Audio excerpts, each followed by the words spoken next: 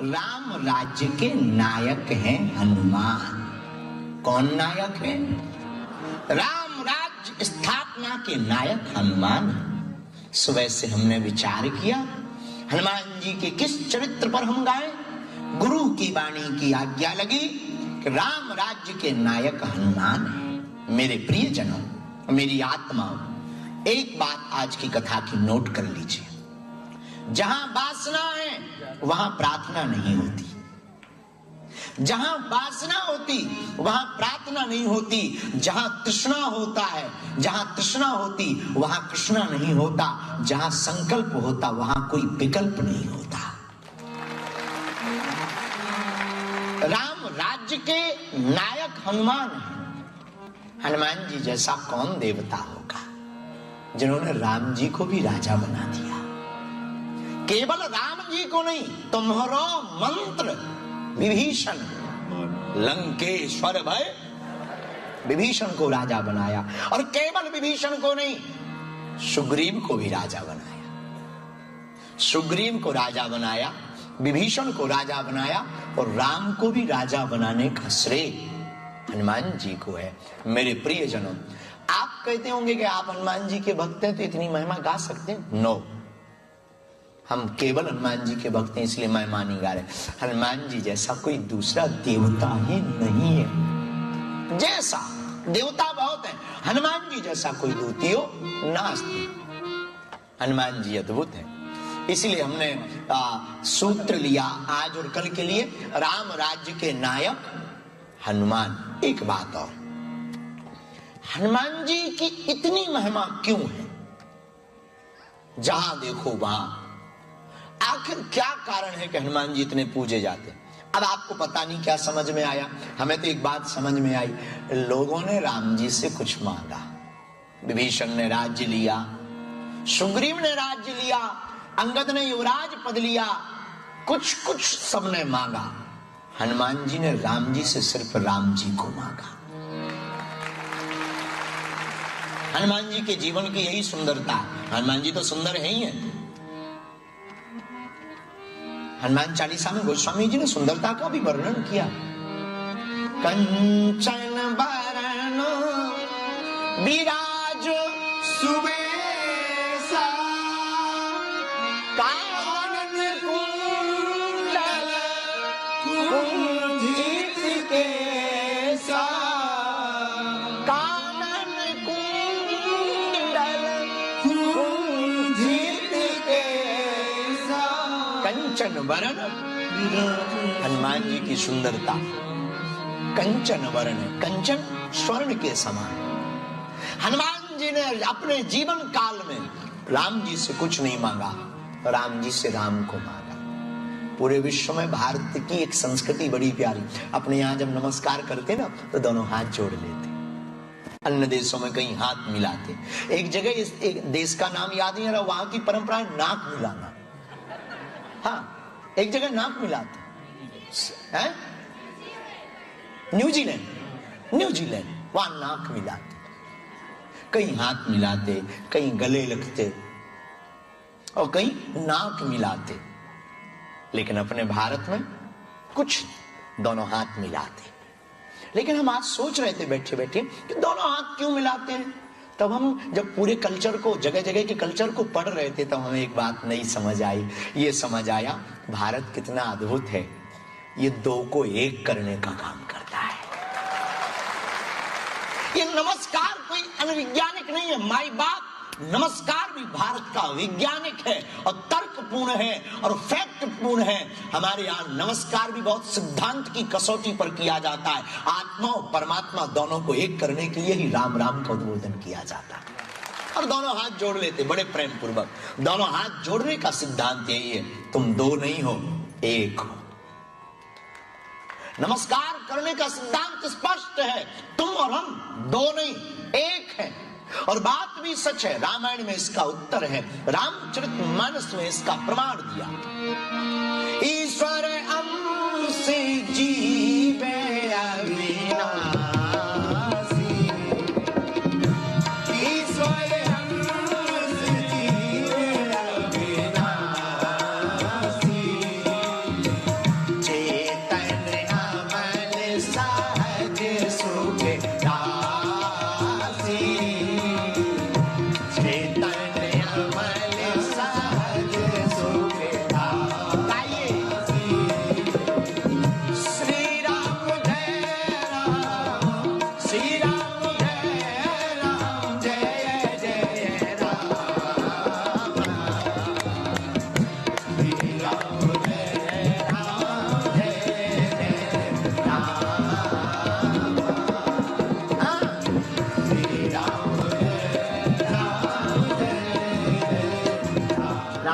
गोस्वामी जी कहते हैं हम सब ईश्वर के अंशज हैं, हम में और तुम में कोई अंतर नहीं, जो तुझ में बोल रहा वो हम में बोल रहा। हमने एक जगह कहीं कहा था, ऐसा कोई भी दुनिया के किसी भी व्यक्ति का कारण नहीं है कि जो बुद्ध ने, महावीर ने, मीरा ने या रसखान ने या सूरदास ने पाया है वो तुम नहीं पा सकते। ऐसा सिंगल एक भी कारण नहीं है। जो सूरदास जी ने कृष्ण को पाया, मीराबाई ने कृष्ण को पाया, सबरी ने राम को पाया, तुम भी प्रभु को पा सकते हो, क्योंकि हम सब ईश्वर के अंशज हैं। वंशज ईश्वर अंश, हम भगवान के अंशज हैं। लेकिन प्रश्न उठता है, अगर ईश्वर के अंशज हैं तो भगवान का नाम तो सच्चिदानंद आनंद है, और हम लोग दुखी क्यों? जिससे पूछो कैसे हो, वैसे भी कहते हैं हाँ ठीक है, सब ठीक है, लेकिन थोड़ी और सुना, हकीकत बता। अरे हैरान ही है गुरुजी, मर रहे हैं। किस बात पे मर रहे? ठीक है चल रहा है, कमर काम नहीं कर रहे, बच्चे सुन नहीं रहे। अरे भाई भगवान के अंशज होकर, वंशज होकर तुम टेंशन में फिर रहे, तुम्हें शर्म नहीं आती अपने मन से? बातें तो ठीक है पर महाराज गड़बड़ा गया। अच्छा ये क्या गड़बड़ हो गई कि हम भगवान के अंशज होकर दुखी घूम रहे? ये क्या गड़बड़ हो गई? कहां पर गड़बड़ हो गई? सिग्नल कहां गायब हो गए? और भगवान का नाम सच्चिदानंद रूपाय विश्वोत्पत्त्यादि हेतवे, भगवान सच्चिदानंद। और हम लोगों के जीवन में सुख भी नहीं, आनंद तो छोड़ो, सुख भी नहीं है ठिकाने से। कोई तन दुखी, कोई मन दुखी, कोई धन बिन रहत उदास, थोड़े थोड़े सब दुखी पर सुखी राम के दास। तो क्यों हैरान घूम रहे? क्या गड़बड़ हो गई? एक गड़बड़ हो गई। क्या? एक आदमी को आंखों में मोतियाबिंद हो गया, ऑस्ट्रेलियन आदमी को। यही आजकल मेलबर्न में हमारा चेला रह रहा चंगीलाल, ऑस्ट्रेलिया में रहने वाले हमारे चेला चंगीलाल को आंखों में मोतियाबिंद हो गए। मोतियाबिंद तो जानते हो? नहीं जानते तो बगलबाजी से पूछ लेना, क्योंकि हम बता नहीं सकते, अंग्रेजी आती नहीं है, हिंदी इतनी है। मोतियाबिंद हो गया, डॉक्टर के पास गया, डॉक्टर ऑपरेशन करने लगा। मुस्कुराते हुए आदमी ने कहा, डॉक्टर साहब क्या हमारा ऑपरेशन होने के बाद ठीक हो जाएगा? डॉक्टर ने कहा बिल्कुल ठीक हो जाएगा, दिखाई नहीं देगा और तुम पढ़ पाओगे, दूर के अक्षर भी, छोटे छोटे अक्षर भी पढ़ पाओगे। तो जिसका ऑपरेशन हो रहा था, क्या सर डॉक्टर साहब क्या हम सच में पढ़ पाएंगे? डॉक्टर बोले क्यों नहीं पढ़ पाओगे? वो भी ऑस्ट्रेलियन था। अब ये नहीं बताएंगे कि वो यहीं बैठा है, क्योंकि अभी हमें कल तक टिकना भी है यहाँ, और ऑस्ट्रेलिया में तो बड़ा गड़बड़ नियम है, एक जीमेल में ही बाबा जी रिपोर्ट कर दिए जाएंगे, आफत हो जाएगी। तो डॉक्टर से ऑपरेशन करवाने वाले ने पूछा क्या हम मोतियाबिंद का ऑपरेशन होने के बाद पढ़ पाएंगे? डॉक्टर ने कहा ऑफ कोर्स, यस, कोई संदेह नहीं मन रखो, पढ़ पाओगे। तो उसने फिर कहा सच में? डॉक्टर बोले भाई पागल हो क्या, अब इसमें सच में कसम बसम खाएं क्या, सच में पढ़ पाओगे? तो बोले भगवान का बड़ा शुक्र है। बोले इसमें भगवान का क्या शुक्र है? बोले दरअसल जब हमारी आंखें ठीक थी तब हम पढ़ ही नहीं पाते थे, लेकिन आपका गजब का ऑपरेशन है कि ऑपरेशन के बाद हम पढ़ पाएंगे। डॉक्टर बोला मतलब? बोले हम पढ़े ही नहीं है, लेकिन आप कह रहे हैं कि ऑपरेशन के बाद पढ़ पाएंगे, गजब का ऑपरेशन है। डॉक्टर चकरा गया, भारतीय आदमी से फंसने वाला डॉक्टर चकरा गया। तब डॉक्टर ने कहा अरे भाई अगर तुम नहीं पढ़े तो नहीं पढ़ पाओगे, क्योंकि हम ऑपरेशन तो तुम्हारी जाली हटा सकते हैं, अज्ञान नहीं मिटा सकते। ऑपरेशन से जाली हटा सकते, अज्ञान नहीं मिटा सकते, उसके लिए तो तुम्हें पढ़ना पड़ेगा। यही हम लोगों के जीवन में गड़बड़ हुई है। क्या हम लोग ईश्वर के अंशज हैं, वंशज हैं, पर एक गड़बड़ हो गई। क्या हम लोगों ने भगवान के द्वारा जन्म पाया है, हमारी परंपरा भगवान से, आपकी परंपरा भगवान से चली है, लेकिन ये जो मोतियाबिंद की जाली पड़ गई, जो अज्ञान की जाली पड़ गई, हम लोग मोतियाबिंद की जाली तो हटवा लेते हैं, अज्ञान की जाली नहीं हटा पा रहे। अगर ये हट जाए तो निश्चित है हम भी परम आनंद में जी सकते हैं। तो सुखी होने का उपाय क्या है? हनुमान जी की तरह जीवन जीना सीखो। किसकी तरह? राम राज्य के नायक हनुमान जी की तरह। हनुमान जी ने क्या मांगा? सबको राम जी ने कुछ ना कुछ दिया। अंगद मांगिए, अंगद कहे युवराज हो। हे अंगद जी जाओ, आप युवराज हो जाओ। अंगद जी को युवराज बना दिया, विभीषण को राजा बना दिया। जाओ लंकाधिपति हो जाओ, लंका के राजा बन जाओ। सुग्रीव को भी राज दे दिया, जामवंत जी को वरदान दे दिया, द्वापर युग में हम तुमको मिलेंगे, तुम्हारी पुत्री के साथ विवाह करेंगे, जामवती के साथ। हम द्वापर युग में कृष्ण अवतार लेकर के आएंगे, वरदान है। सबको कुछ ना कुछ दिया, कुछ ना कुछ सबको दिया। अयोध्या वाले तुम्हारी तरह बैठ गए राम जी के पास। आपने सबको कुछ ना कुछ दिया, ये पूंछ वालों को नहीं दिया। किसको? हनुमान जी को। इनको भी कुछ दे दो, विदा करो, इनकी टिकट कटवाओ, रिपोर्ट करो, इनको अपना काम करने दो। यहाँ रहने हम लोगों को डर लग रहा है। अयोध्या वाले बोले हमें डर लग रहा। क्या डर? इनकी कहानियां सुनी कि ये कूद जाते थे, राक्षस चपट जाते थे, इनकी पूंछ खतरनाक है। अच्छा, हनुमान जी खतरनाक दिखते नहीं है ना, हनुमान जी खतरनाक है। हनुमान जी बहुत विनम्र है, सरल है, क्योंकि रघुपति प्रिय भक्तम वात जातम नमामि। हनुमान जी राम जी के दूत हैं। और सेवक खतरनाक नहीं होता, सेवक सौम्य होता है, विनम्र होता है। और जो खतरनाक हो वो सेवक कैसा? तो हनुमान जी विनम्र हैं, क्योंकि सेवक हैं। सेवक वही जो करे सेवकाई। सेवक कौन? जो सेवा करे। आजकल के जमाने में सेवक दिखते हैं, सेवा नहीं दिखती। सेवक तो बहुत दिखे हैं, गुरु जी हम आपके सेवक हैं। सेवक हैं, सेवक को सेवा क्या कर रहे हैं? फोटो खिंचवा रहे हैं ठटरी के भरे। ये सेवक हो? सेवक हो के फोटो खिंचाइया हो है न कटा है? अरे तुम सेवक नहीं हो, फोटो खिंचाइया हो। बोलो जय सिया राम। पर हनुमान जी को काम क्या है? हनुमान जी काम क्या करते हो बताइए? तुलसीदास जी ने उत्तर दे दिया। हनुमान जी तो नहीं बोले, पर तुलसीदास जी बोल गए। राम काज करबे को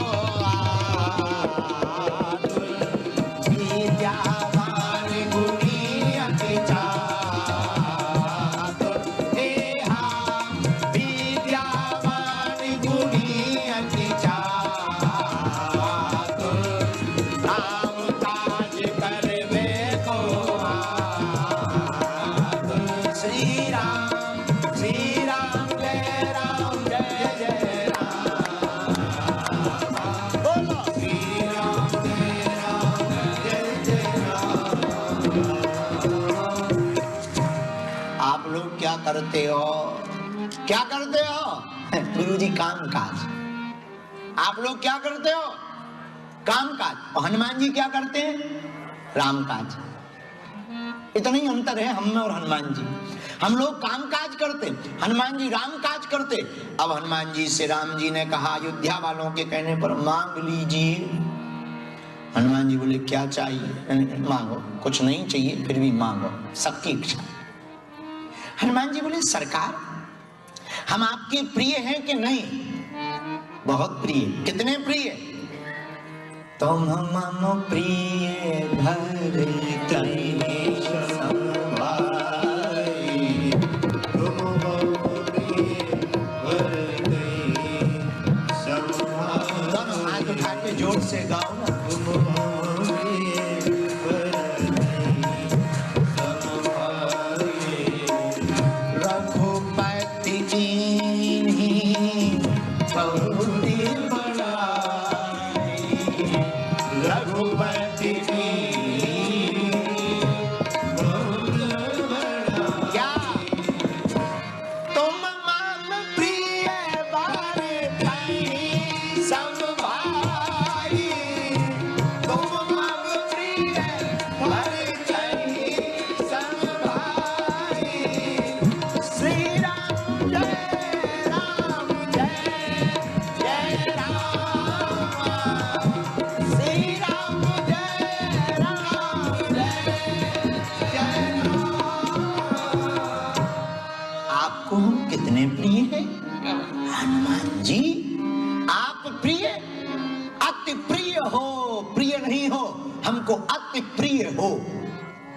मम प्रिय भरतहि सम। जैसे भरत जी प्रिय वैसे तुम प्रिय हो। अच्छा, क्या हम अगर प्रिय हैं तो एक वरदान की जगह 2 मांग सकते हैं?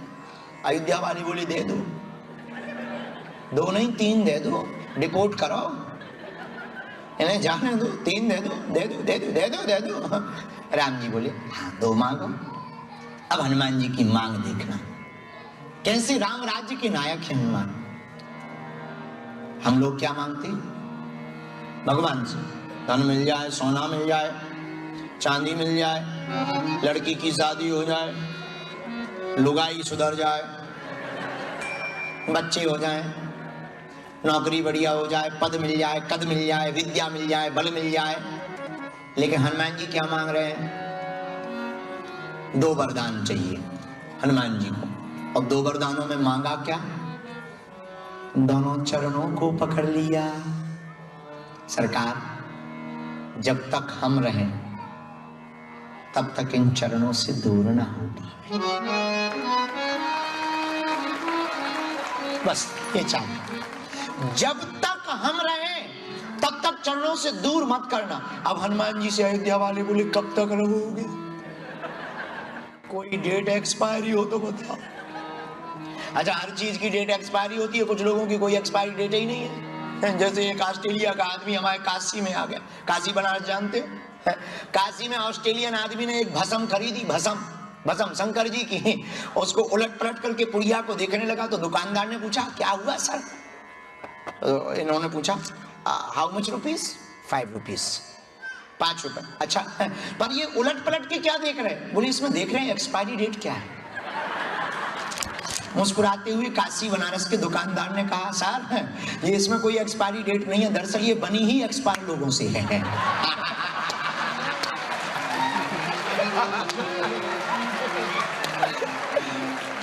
किसकी कोई एक्सपायरी नहीं है, ये बनी ही एक्सपायर लोगों से है। और जो भी इसे लगाता है उसकी एक्सपायरी डेट जरूर बढ़ जाती है।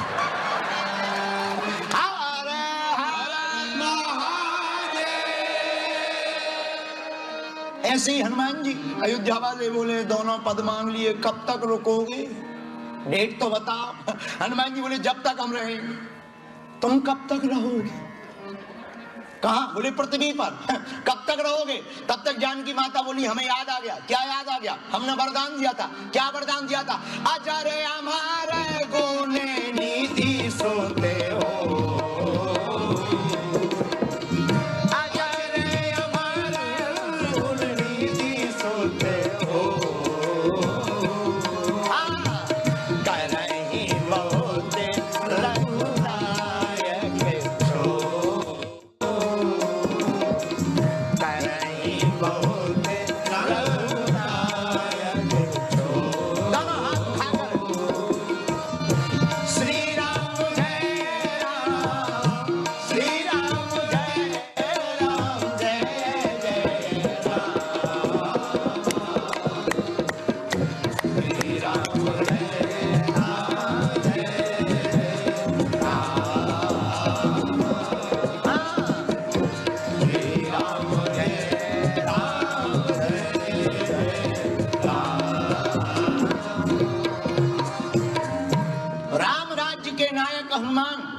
इन्होंने क्या मांगा?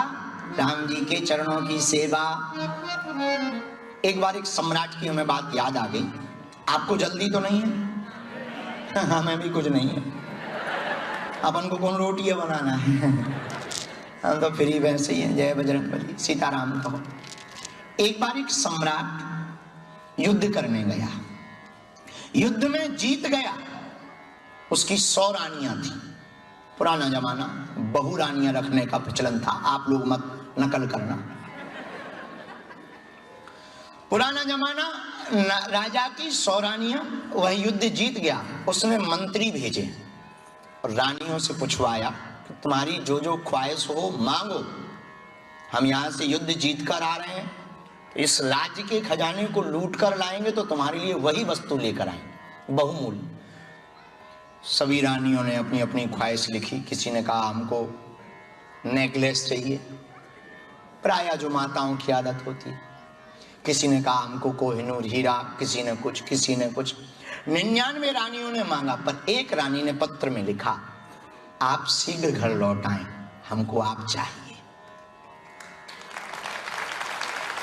राजा युद्ध जीत कर आया, माई बाप सब कुछ लेकर के आया, सामान लेकर के आया, सब रानियों को वितरित किया, पर राजा 99 रानियों के पास नहीं गया, जो कुरूपवान थी, वृद्ध थी, उम्र बहुत हो चुकी थी, दिखने में भी बद सुंदर थी और सबसे ज्यादा उसे इग्नोर किया गया था जीवन काल में। उस रानी ने पत्र में लिखा था, आप सकुशल वापस आ जाएं, हमको आप चाहिए। और राजा सबसे पहले उसी के घर गया। बाकी रानियां चिंतित हुई, बहुत डांटा उन्होंने कि आप उसके पास क्यों गए, वो बहुत सुंदर है, दिखने में भी नहीं ठीक, और आप उसके पास क्यों गए। राजा ने मुस्कुराते हुए कहा, बात तुम्हारी ठीक है, पर उसने संपत्ति नहीं, उसने तो मुझको भी मांगा है। जिसने मुझको मांगा मैं ना जाऊं। मेरे प्रियजनों, ये कहने की कथा है, पर सच तो ये है, हमारी और तुम्हारी चर्चा है शिक्षा के लिए। हम भगवान के पास जाते हैं और क्या मांगते हैं, ये बहुत महत्वपूर्ण है। अगर हनुमान जी की तरह राम जी से राम को तुम मांग लोगे, गुरु से गुरु को तुम मांग लोगे, तो जो चर्चा हमने की कि तुम दुखी बहुत हो, टेंशन में बहुत हो, स्ट्रेस में बहुत हो, राम राज्य के नायक हनुमान जी की कृपा से आप अगर हनुमान जी से हनुमान जी को मांगोगे तो मुस्कुराते रहोगे। अब आप कहो कि मुस्कुराते रहोगे, क्या ये संभव है हनुमान जी की कृपा से? हाँ, ये भी संभव है। उत्तर है, प्रमाण सहित हम देते हैं। सब सुख लहे तुम्हारी शरणा, सब सुख लहे तुम्हारी शरणा, तुम रक्षक काहू को डरना, तुम रक्षक काहू को डरना, तुम रक्षक काहू को डरना, तुम रक्षक काहू को डरना, सब सुख लहे तुम्हारी शरणा, सब सुख लहे तुम्हारी शरणा, श्री राम जय राम जय जय राम, श्री राम जय राम जय जय राम, श्री राम जय राम जय सब सुख लहें तुम्हारी, तुम रक्षक काहू को। अब एक प्रश्न और खड़ा होता है यहां पर, सब सुख तो मिलेंगे हनुमान जी से, क्योंकि राम राज्य के नायक हनुमान है। हनुमान जी चारों युगों में है, ये बात तुम्हें पता ही है। हनुमान जी अजर अमर हैं, ये भी तुम्हें पता है। हनुमान जी 8 चिरंजीवियों में है। अस्तुत्थामा बलव्यासो हनुमानश्च विभीषणा कृपा परशुरामश्च सप्तैते चिरजीवनः, ये भी बात है। हनुमान जी यहां हैं, क्या ये बात सही है? ये भी सही है। भारत में एक नेताजी हैं, हमको किसी लड़के ने वीडियो दिखाया, और उनका नाम नहीं लेंगे नहीं तो उनको आग लग जाएगी, और पवित्र मुंह से नाम लेना भी नहीं चाहिए। तो वो वीडियो में बोल रहे थे, भगवान कहाँ है? अगर भगवान है तो इतने रेप क्यों हो रहे? अगर भगवान है तो इतनी चोरियां क्यों हो रही? अगर भगवान है तो इतने अत्याचार क्यों हो रहे? अब वो तो हमें मिले नहीं, तो हम कुछ कह नहीं सकते, लेकिन उत्तर दे सकते, क्योंकि गुरु है। हनुमान जी से जो हमें प्रेरणा प्राप्त है, एक बार एक आदमी नाई की दुकान पे गया, जैसा ये नेता चर्चा कर रहा था ऐसे ही एक आदमी और तार्किक चर्चा कर रहा था। नाई की दुकान पे गया ऑस्ट्रेलिया में, और कोई नहीं, हम ही गए पूर्व जन्म में ऑस्ट्रेलिया। मेलबर्न में, कि आप लोगों को तो बुरा लगेगा, खैर कल मेलबर्न भी जाना है। और कोई सिटी का नाम बताओ। पर्थ, वहां जाना भी नहीं है,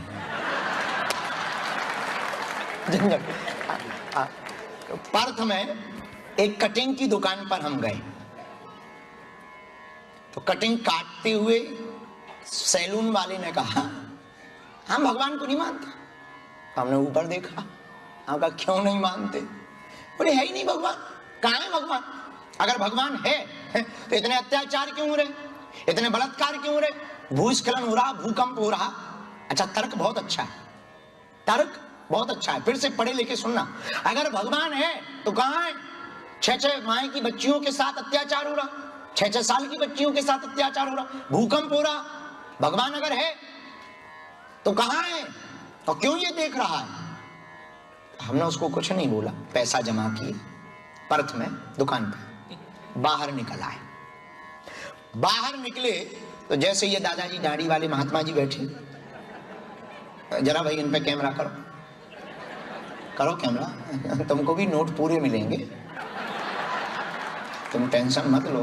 वो बात अलग है कि हमारी कैमरा टीम नहीं आ पाई, तो थोड़ा तुम भी कोऑपरेट करो। तो ये जो महात्मा जी दाढ़ी वाले बैठे हैं, आप बुरा न मानना, आपकी ही तरह एक आदमी पर्थ में हमें सामने से आते दिखा। तो हम सैलून में अंदर चले गए, तो वो जिसने हमारी कटिंग की थी वो बोला क्या हुआ सर, आप वापस क्यों आ गए? हम कहा इस दुनिया में सैलून वाला ही नहीं है, नाई ही नहीं है, बेफिजूली की बात है, एक भी कटिंग सैलून नहीं है, एक भी बाल काटने वाली मशीन नहीं इस दुनिया में। तो वो मुस्कुराते हुए बोला कि आपका दिमाग खराब है क्या? मैं हूं, ये सैलून की दुकान है, मैं नाई हूं, मैं कटिंग करता हूं। फिर हमने कहा कि अगर तुम हो तो ये महात्मा जी की दाढ़ी क्यों है?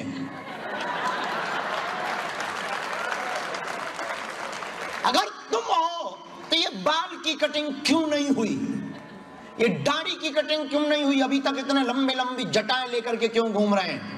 तो सैलून वाले ने कहा कि दरअसल ये हमारे पास नहीं आया इसलिए कटिंग नहीं हुई, वरना मैं हूं। हमने कहा बस यही मैं तुमको कहना चाहता हूं कि भगवान है, तुम उसके पास नहीं गया।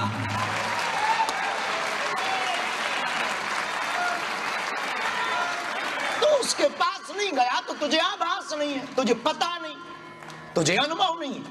और किसी पागल से पूछो, किसी भाव भक्त से भरे हुए व्यक्ति से पूछो जिसकी जिंदगी में क्रांति हो गई। याद रखना तुम आनंद से भरे हुए लबालब इंसान हो, याद रखना तुम्हारे अंदर लबालब आनंद भरा हुआ है, लेकिन तुम सुख भोगना चाहते हो पर जंगल में, तुम वन में भागना चाहते क्योंकि तुम डरपोक हो, तुम्हें घर पे डर लगता है, क्योंकि तुम डरपोक हो इसलिए तुम भागते हो। और तुम्हारी आदत बहुत गंदी है कि तुम भागते ही रहते, कभी इसकी तरफ कभी उसकी तरफ, कभी इस धर्म में कभी उस मजहब की तरफ झांकते, कभी उसकी तरफ झांकते, तुम्हें अपने में कभी दिखाई ही नहीं पड़ता, क्योंकि तुम सोए हो, क्योंकि तुम्हारी तंद्रा अभी खुली नहीं, तुम्हारी नींद खुली नहीं, इसलिए तुम बार बार भागते हो।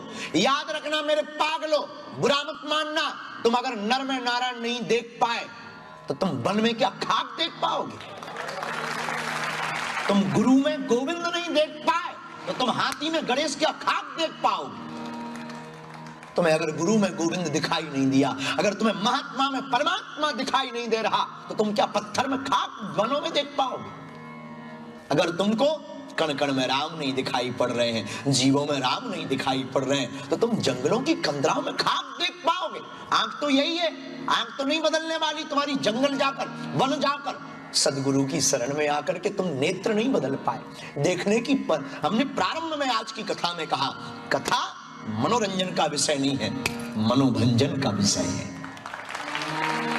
मन का भंजन है ये। इसलिए जागो, खोजो अपने आप को, आउटसाइड नहीं इनसाइड, अंतर्मुखी हो जाओ, डूब जाओ। जहां तुम्हारे किवाड़ खुलेंगे तंद्रा के, जहां तुम्हारी चेतना के किवाड़ खुलेंगे, तुम पाओगे कि तुम जहां हो वही मौज में हो। तुम पाओगे कि तुम्हारी जेब में 2 रुपया की फूटी कौड़ी नहीं, पर बादशाहों जैसी मुस्कुराहट रहेगी। तुम पाओगे कि तुम्हारे घर पर खाने को चूहे विदा मांग रहे, पर तुम अमीरों जैसा अभिनय करोगे। महात्माओं के पास होता भी क्या, इनकी तो तंद्रा खुलती है और ये मौज लेते हैं। और फिर याद रखना, तुम जाने में भी प्रभु को धन्यवाद दोगे। आने में तो सब देते, जाने में कोई जागा हुआ आदमी देता है। पाने में तो सब प्रभु को धन्यवाद देते, तुम खोने में ईश्वर को धन्यवाद दोगे। और जिस दिन तुम खोने में ईश्वर को धन्यवाद देने लगो, समझ लेना तुम दुनिया में होने लगे। अभी संसार तुम्हारे अंदर है मेरे माई बाप।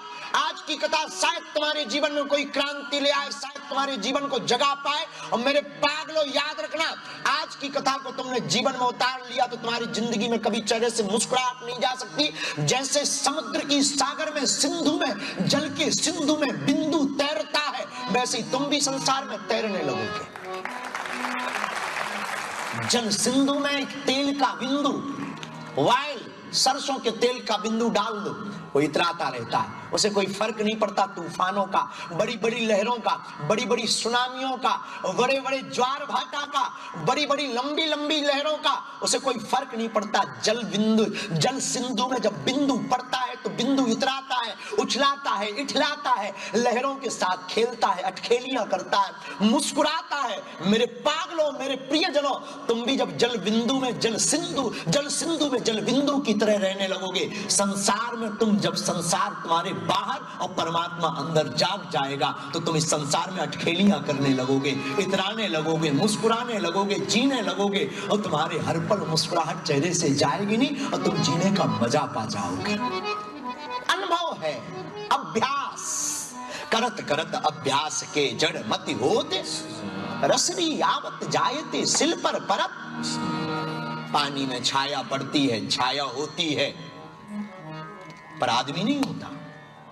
छाया झूठी है। दर्पण का मुख और संसार का सुख दोनों झूठे। दर्पण में मुख दिखाई देता है पर होता नहीं, संसार में सुख दिखाई देता पर होता नहीं। मेरे पागलों, हनुमान जी से कुछ नहीं सीखना है। राम राज्य के नायक हनुमान से एक ही चीज सीखो, सब सुख लें।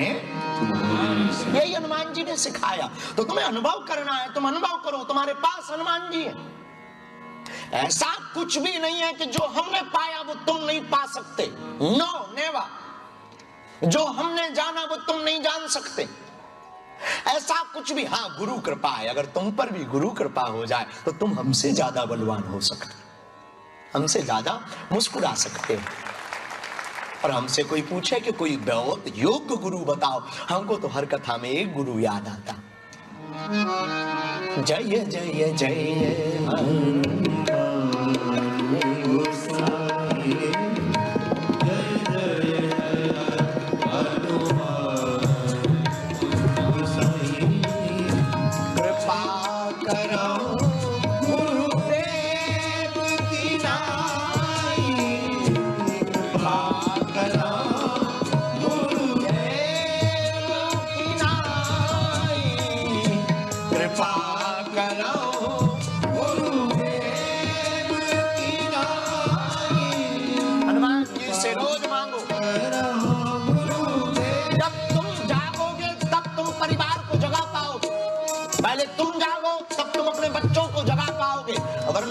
धरती पर रहते हुए तुम्हारे देसी संस्कार गायब हो जाएंगे,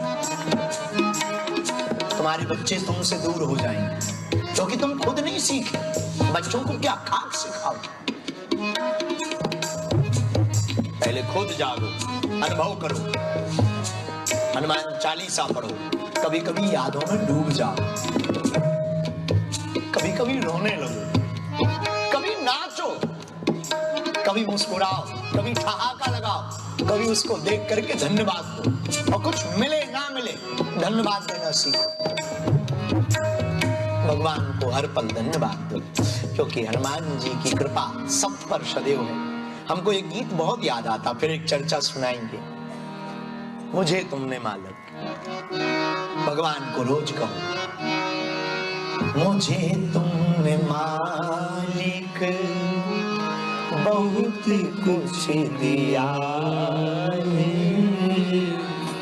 मुझे तुम कहो बहुत कुछ दिया है, तेरा शुक्रिया है, तेरा शुक्रिया। बुरा ना मानना, हमारे पास जब माँ हमको लेने आई ऑस्ट्रेलिया की, तो हमने पूछा कि आपका संकल्प क्या है, आप हमें क्यों बुलाना चाहते? महाराज जी, आप हमारे ऑस्ट्रेलिया में सनातन का प्रचार करो। तो सच बताएं, कथा तो बहाना है, टिकट तो फ्री है, तो दक्षिणा लेते ही नहीं, सिर्फ आपको जगाने चले आए और हमारा कोई औचित्य नहीं। हमें भारत छोड़ना पसंद नहीं, और भारत में मध्य प्रदेश में बुंदेलखंड और बुंदेलखंड में बागेश्वर, ये तो छोड़ना कतई पसंद नहीं। कभी कभी जब हम बैठते हैं ना, तो उनसे प्रार्थना कर लेते हैं चुपके से, और तो सब है अनपढ़ गवार हैं, हम पढ़े लिखे कम। उनसे कह देते हैं गांव से कभी छतरपुर हमें अपने जिला नहीं पहुंच पाना था, ये उनकी करुणा कि आपने हमको ऑस्ट्रेलिया तक भेज दिया।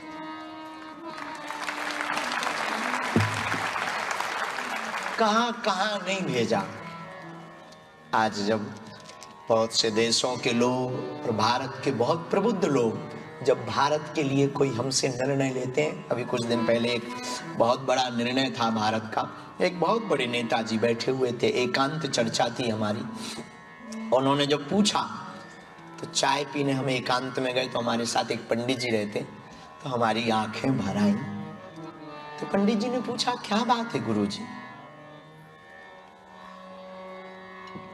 हमने कहा पंडित जी, हम तो हनुमान जी की कृपा पर रो रहे हैं कि कहां हमारे जैसा नालायक, जिसकी बात को गांव भी नहीं सुनता, और आज हनुमान जी का प्रसाद तो देखो, भारत का निर्णय हमारे मुंह से वो करवा रहे हैं।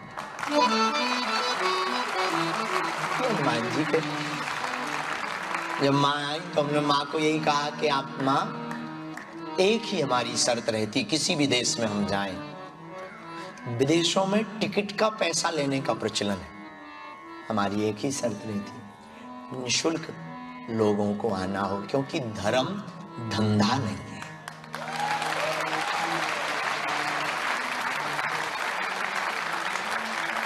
धर्म धन का विषय नहीं। हम यहां बटोर के ले भी जाएंगे तो क्या करेंगे?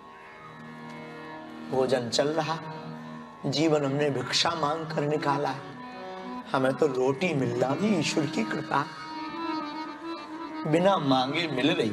अब इससे ज्यादा और क्या चाहिए? पहनने को कपड़ा मिल जाता, जो मिलता बेटियों के विवाह में कन्यादान में लग जाता, कभी भंडारा में थोड़ा कमी आती, हनुमान जी पूरा कर दे। तो ये बात अलग है ना, जो बताना चाह रहे कोई बात अलग है। हम बताना ये चाह रहे हैं कि हमारे जैसे मूर्ख पर जब वो कृपा की है, आप लोग तो सब हैं, आप पर तो हनुमान जी की कृपा है।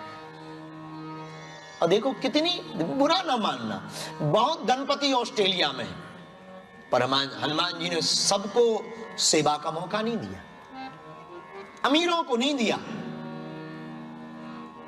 लेकिन एक संत सेवी माता को आज्ञा दे दी कि तुम कथा करवाओ। बुरा ना मानना, आप लोग हमारे अपने हैं, आप पर हमारा अधिकार, इसलिए हम बोल रहे हैं। जनता जिसको चुनती वो संसद में बैठता है, लेकिन भगवान जिसको चुनते वो कथा में बैठता है, तो भगवान चुनता है। इसलिए भगवान ने कितना नहीं तुम्हें दिया, और तुम फिर भी उसको भूल गए, तुम्हें फिर भी उसकी याद नहीं आई, तुम्हें फिर भी उसकी खुरक नहीं है, खबर नहीं है। तुम इतने बावरे हो गए, इतने मस्त हो गए अपनी जिंदगी में, कमाने में इतने लंबे निकल गए कि तुम्हें कभी उसकी याद नहीं आई कि किसी ने तुझे भेजा है। कहां से कहां, यहां बहुत से लोग ऐसे बैठे हैं जिनको भारत से यहां भेज दिया, कभी कभी हम हनुमान जी से प्रार्थना करते हैं, इनसे कर लेते हैं। ऐसे ही आप लोग माइंड मत लेना, बहुत से लोग दिमाग में ले लेते। कभी अगर प्राण निकले ना, बागेश्वर धाम पर ही निकले, ताकि तुम्हारी शरण में।